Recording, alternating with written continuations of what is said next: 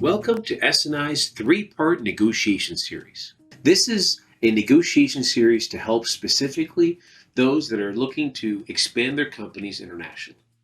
So, today's focus will be on online negotiations, since many aspects of international negotiations occur remotely or online. So let's start with the media richness theory. Now, the media richness theory has been around for decades. And what it tells us is, imagine this.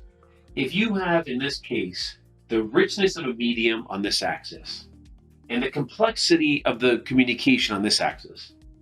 In order to have effective communication, you want to be in that band.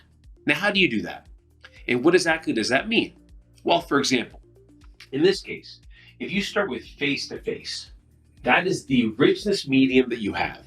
Why is that? If you walk into someone's office and you see what's on the background, if you shake hands, if you have body language that you can read because you're in front of the person, those are all important pieces of information.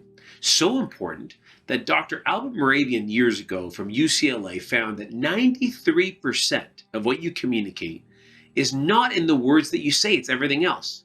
A huge portion of that, 93%, is actually in the tone and your body language. So what's the most complex thing you can do? Most people think it might be engineering specifications or mathematics, something complex like that. But it isn't, because in fact, you can send that to someone, it can digest it and read it and perhaps figure it out. The most complex thing you can do in this instance is building rapport, building a relationship, that human connection piece.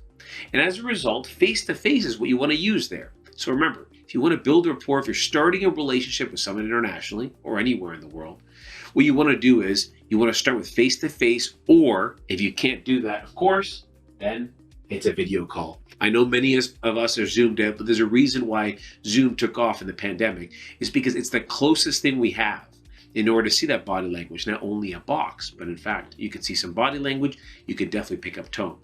The next step down, of course, is the telephone, because we can no longer see body language, but we can still get tone, and of course the words that you say, and so on and so forth, the email and other ones. So, why do I cover this? Because the next time you're communicating with someone, think strategically about rather what is the most convenient form, what is the most convenient medium, instead, what is the most strategic medium for what you're trying to achieve. Now, next is choose their focus. When you're online negotiating, we have more distractions than ever, and we have shorter attention spans than ever.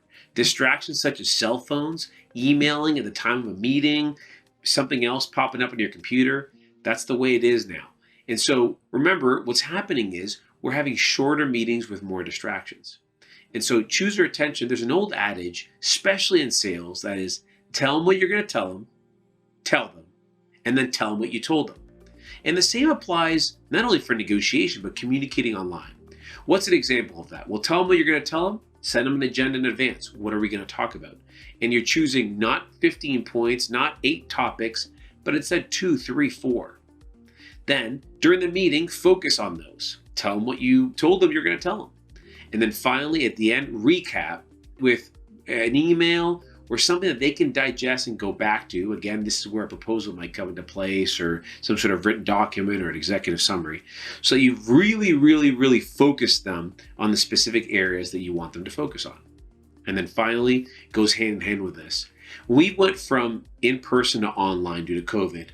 The first thing that got cut was kind of the small talk, if you will. If you take a 60 or 90-minute lunch meeting, for example, and you take it instead to a Zoom call where you would meet, what would happen is it'd go to 30, 45 minutes. It would shorten. And what would happen is people have the tendency to want to hurry the small talk and get right to business.